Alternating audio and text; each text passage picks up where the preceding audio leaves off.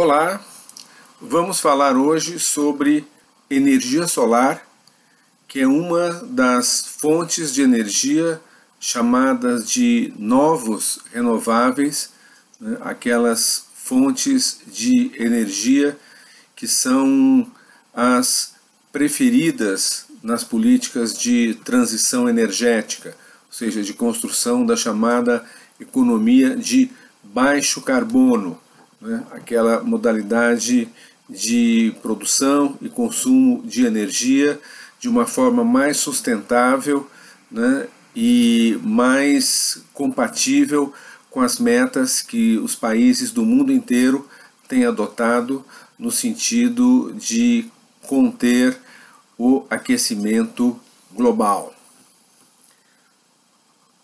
Vou olhar o que eu tenho aqui, né? A energia solar, ela é a fonte de tudo o que é vivo na Terra. Sem a energia solar, nós não estaríamos aqui, nós simplesmente não existiríamos, né? Assim como não existiria o ambiente, né, em que a espécie humana e as outras espécies todas do planeta têm evoluído e sobrevivido ao longo desses últimos bilhões de anos. Mas no nosso contexto, né, no contexto da geopolítica, da economia política da energia, quando nós falamos em energia solar, nós estamos nos referindo a algo mais específico, que é o uso da radiação solar para produzir eletricidade. Então, nesse sentido, né, é necessário a gente constatar como ponto de partida, né, as imensas possibilidades da energia solar. É uma energia que chega até nós de tal forma que nos permite um acesso ilimitado a ela. O dado que eu tenho aqui da minha pesquisa chegam em um ano à superfície da Terra 885 milhões de terawatts-hora de radiação solar. Isso equivale a mais de 6.000 vezes toda a energia consumida comercialmente no nosso planeta em 2018.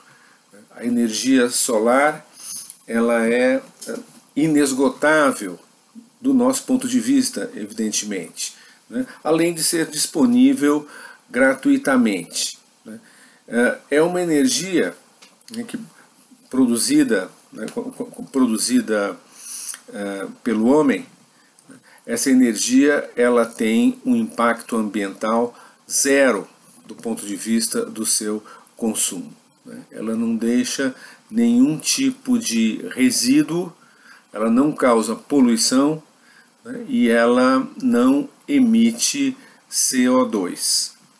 No caso da energia solar fotovoltaica, ela pode ser consumida no próprio local de geração, o que é mais uma vantagem, né? Ela, nesse caso, né, dos painéis fotovoltaicos instalados nos próprios locais onde a energia obtida de fonte solar vai ser consumida, né, não é necessário linhas de transmissão.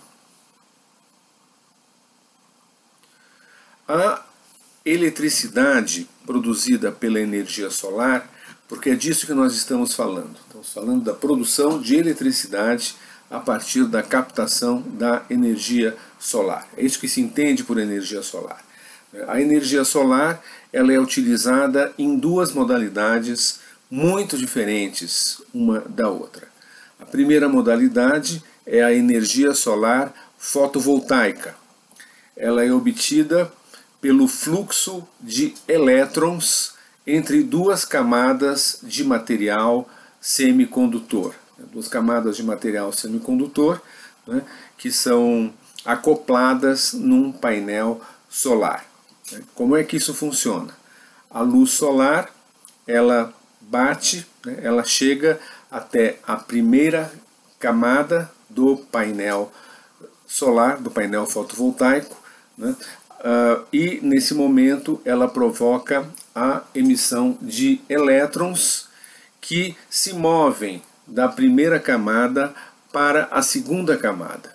Esse movimento gera uma corrente elétrica. Isso é a explicação mais simples possível que eu posso fazer. Certamente um engenheiro ou um físico poderia agregar uma série de outros elementos, né, para descrever esse fenômeno, mas o nosso objetivo aqui não é estudar, né, a técnica, né, o processo, do ponto de vista científico, o processo, né, físico da geração de eletricidade a partir do painel fotovoltaico, apenas dar uma ideia. O material principal utilizado nesses painéis solares é o silício, o que é uma grande vantagem, porque o silício ele existe em grande abundância no planeta inteiro. O silício é o segundo elemento mais abundante no planeta depois do oxigênio. Existem outros materiais, existe uma grande variedade, né, de tipos de painéis fotovoltaicos, mas a grande maioria deles utiliza o silício.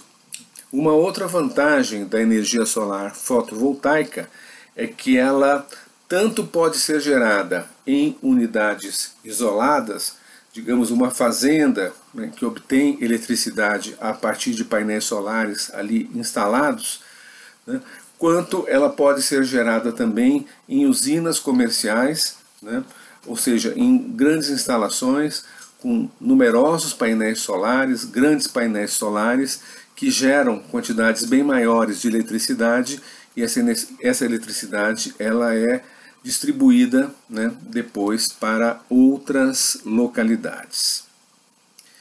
A segunda modalidade, bem diferente da fotovoltaica, de utilização da energia solar, né, é a energia solar térmica. Na energia solar térmica, a luz solar é captada por um sistema de espelhos espalhados por uma área, né? Às vezes são áreas bastante grandes. Esses espelhos eles captam a luz do sol e a direcionam para um único ponto, que é uma torre de geração. Nesse ponto, o calor recebido aquece um fluido, um líquido, né? Água misturada com alguns produtos químicos, né? Essa água, ao se aquecer, né, de uma forma muito intensa, em altas temperaturas, ela gira o vapor, né, o vapor que vai ser emitido com grande intensidade, fazendo girar uma turbina. A partir do momento que o vapor faz girar uma turbina, a gente tem um processo que é igual, exatamente igual, a de qualquer usina de geração de eletricidade pelo calor. A partir daí é o mesmo processo que a gente tem em qualquer usina térmica, né, abastecida a carvão, a gás natural, a petróleo, né, e também o caso das usinas nucleares. Essa energia solar térmica ela é mais eficiente do que aquela de fonte fotovoltaica, né, ou seja, por esse processo, né, a eletricidade que é gerada, né, como produto, né, desse sistema de captação da radiação solar, do direcionamento dessa radiação, né, na forma de luz e calor a um único ponto, fazendo aquecer o vapor, mover a turbina, né, a eletricidade gerada é maior do que no caso daquela eletricidade obtida por painéis fotovoltaicos. No entanto, né, as usinas térmicas de energia solar, usinas termossolares, essas usinas elas requerem amplos terrenos, requerem forte insolação, né, e longas linhas de transmissão. De um modo geral, essas usinas elas são instaladas em locais de pouca densidade populacional, escassamente povoadas, que em geral são regiões de um baixo nível de atividade econômica, longe dos centros urbanos, portanto são necessárias longas linhas de transmissão até que essa eletricidade chegue até aos seus locais de consumo.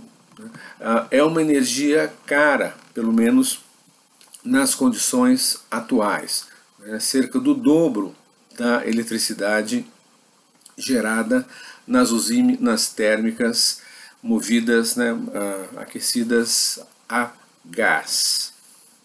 Algumas observações importantes. Os painéis fotovoltaicos, isso a gente observa no nosso cotidiano, eles podem ser instalados de múltiplas formas, inclusive em telhados, telhados de residências, telhados de prédios comerciais, universidades, empresas, shopping centers e etc.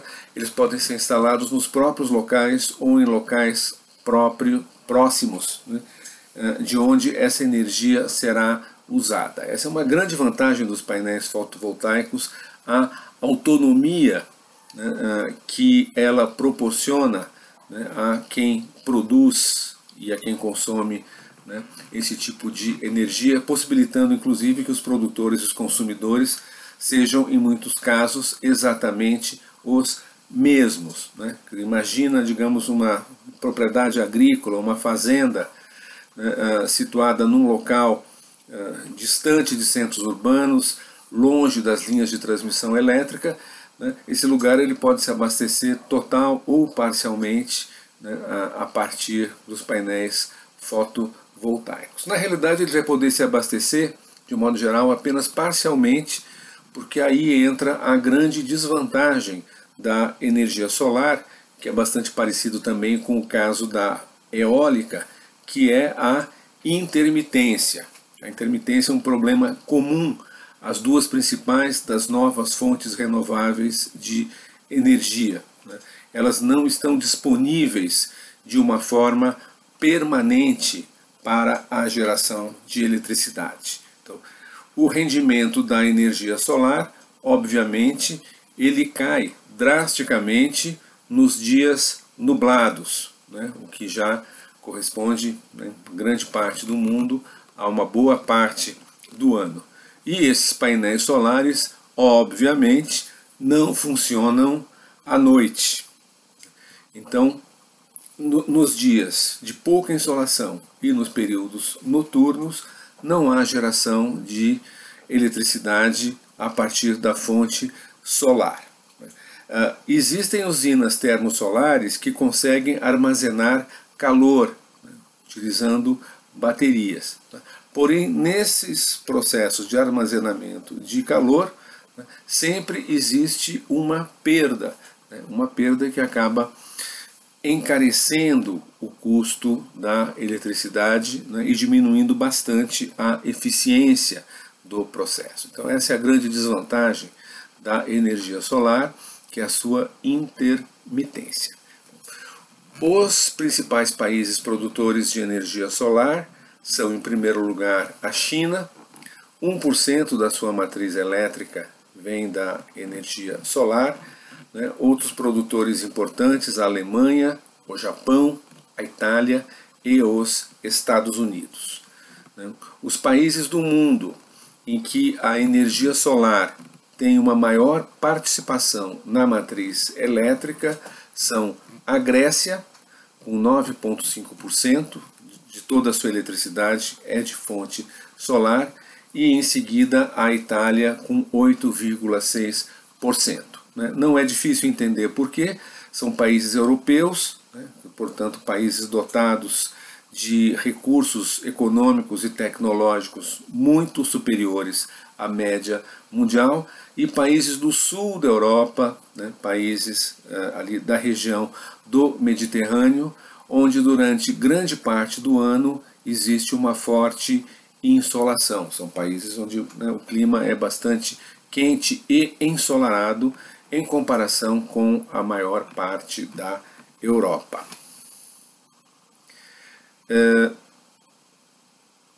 As perspectivas da energia solar. Ela tem crescido muito no mundo inteiro por conta da necessidade dos compromissos assumidos pelos governos do mundo inteiro, né, de cumprir as metas de redução das emissões de CO2, né, estabelecidas pelo Acordo de Paris. A previsão do Acordo de Paris é que até 2050, portanto nos próximos 30 anos, chegue-se a 11% de toda a oferta global de eletricidade de matriz solar.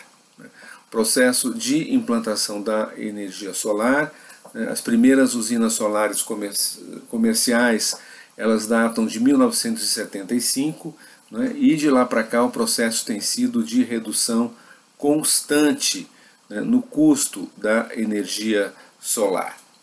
A energia solar atualmente está em torno de 5 a 6 centavos de dólar na média, né, do quilowatt-hora. As perspectivas no longo prazo em relação à energia solar são bastante otimistas quando se considera, né, que mais de 80% da população do nosso planeta vive em regiões quentes e ensolarados, né? Portanto, uma população que tem a possibilidade, né, de se abastecer de eletricidade obtida de fonte solar. No Brasil, né, o Brasil é um desses países que tem um grande potencial de se beneficiar da energia solar, né? Pelo clima do nosso país, né? O Brasil é um dos países mais ensolarados do mundo, né? É um dos poucos países do planeta com mais de 3.000 horas ano de insolação. Essa radiação solar que chega ao território brasileiro, ela é tremendamente desaproveitada. A participação da energia solar na matriz elétrica brasileira é insignificante, é muito, mas muito mesmo inferior a 1% da eletricidade, né, que nós geramos e consumimos no Brasil.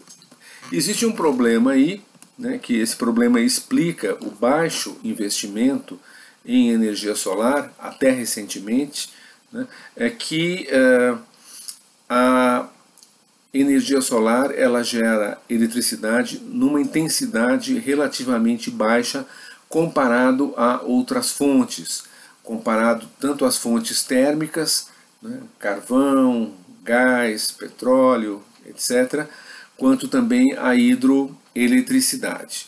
No caso do Brasil, um exemplo que eu posso dar para vocês, né, da usina solar fotovoltaica, que é a primeira usina solar fotovoltaica brasileira, que está instalada no município de Tauá, no estado do Ceará. Né? Essa usina solar fotovoltaica foi inaugurada em 2011 e ela gera 1 megawatt de eletricidade. O que você faz com 1 megawatt de eletricidade? Você abastece o consumo elétrico de 1.500 casas, o que é muito pouco, né? Pode ter um impacto, evidentemente, né, na micro-região, né, um impacto estritamente local e nada mais do que isso. Você compara 1 megawatt dessa usina fotovoltaica de Tauá com a represa de Itaipu. A represa de Itaipu ela gera 14.000 megawatts-hora, contra 1 megawatt-hora. Então, isso explica um certo descaso, né, das autoridades brasileiras em relação à energia solar, que até recentemente era vista como algo assim romântico, algo muito bonito, né? Mas ali ninguém falava isso publicamente, mas as autoridades do setor elétrico, né, tratavam a energia solar como uma coisa de hippies, né? Só de alguns anos para cá que a energia solar vem sendo levada a sério, né, pelas autoridades brasileiras e pelos responsáveis pelo setor energético. Né? A energia solar está crescendo no Brasil. Um fator importante nesse crescimento é uma resolução da ANEEL, né, a Agência Nacional da Eletricidade, que permite a troca de excedentes de energia de matriz solar por créditos nas contas de eletricidade. Né? Então, digamos, por exemplo, que na UFABC, né, a gente tem ali um sistema de painéis solares instalados para nos fornecer eletricidade e que em alguns momentos, em algumas partes do ano ou do mês, a gente gere mais eletricidade do que aquela que nós vamos consumir na universidade. Então, a universidade ela pode pegar esse excedente de eletricidade e direcionar para a rede elétrica normal, onde ela vai ser somada, ser agregada, né, à eletricidade que está lá circulando, fornecida por outras fontes, né? E a universidade vai receber, né, uma retribuição, né, por conta dessa contribuição ao abastecimento de energia, que não vai ser em dinheiro, porém vai ser recebido na forma de créditos pelo consumo de eletricidade de outras fontes. No entanto, né, embora, né, a lei brasileira desde 2013 garanta essa possibilidade, né, os sistemas instalados são relativamente poucos, né, algo um pouco mais de 1.000 no Brasil inteiro, enquanto na Alemanha, né, que tem o mesmo sistema, né, existe muito mais de 1 milhão de sistemas de energia solar integrados à rede elétrica, né, com essa possibilidade de venda de excedentes, né, de energia solar. Né? O que atravanca o desenvolvimento da energia solar no Brasil? Em primeiro lugar, problemas no setor público. Falta de créditos subsidiados. No mundo inteiro, a energia solar ela tem se desenvolvido a partir de financiamento público. Em nenhum país do mundo chegou-se a um ponto, né, em que a energia solar se libertou dos subsídios, né, e opera simplesmente pela sua competitividade no mercado. Esse estágio ainda não foi alcançado em nenhum lugar, muito menos no Brasil, onde a energia solar ainda é bastante incipiente. Então são necessários créditos, né, financiamento subsidiado com juros próximos de zero ou negativos, né, para a construção das instalações necessárias para a incorporação da energia solar à matriz elétrica brasileira, incentivos fiscais, né, ou seja, né, isenção de impostos, né, e isenção de impostos também para a produção e para a importação dos equipamentos necessários. Né. Também existe uma falta de informação, né, se houvessem campanhas de esclarecimento à população, de incentivo, né, ao uso dos painéis fotovoltaicos principalmente, né, a gente poderia dar um impulso muito maior à energia solar. Né. Agora, nas atuais condições do Brasil, é difícil a gente imaginar que isso venha a acontecer. Mas os problemas também, né, não se restringem àqueles originários do setor público. Também há problemas complicados no setor privado que atravancam o desenvolvimento da energia solar. Né? Isso acontece porque o sistema elétrico brasileiro, né, ele tem no seu centro, no seu núcleo, ele é baseado, né, num conjunto de empresas, de mega empresas, muitas delas multinacionais, empresas distribuidoras de energia que são privadas e que se regem por uma lógica do lucro, né, que as leva a priorizar a eletricidade de matriz hidroelétrica. Elas veem a energia solar como uma concorrente, né, então elas boicotam de todas as formas possíveis a incorporação da energia solar ao sistema de fornecimento de eletricidade, né, à população, aos consumidores, pessoas jurídicas e pessoas físicas. Então, é todo tipo de dificuldades, né, de caráter burocrático que são criadas, né, toda vez que alguém vai até, né, uma empresa distribuidora privada para dizer, olha, eu tenho aqui um excedente de energia fotovoltaica e quero colocar na rede, né? Enfim, são muitos problemas, né? A energia solar no Brasil, ela tem avançado, portanto, a passos extremamente lentos, o que é uma pena quando se considera o enorme potencial, né, que nós temos, né, no Brasil, graças aos fatores naturais da elevada insolação, né, existente no nosso país. Então, eu paro por aqui, né, eu apresentei uma brevíssima introdução à energia solar, né, apenas para que a gente, né, não deixe de ter, né, no nosso curso, né, na nossa disciplina, também as informações básicas sobre essa que é uma das mais importantes das fontes renováveis de energia. Ok? Termino por aqui e abraços a todos.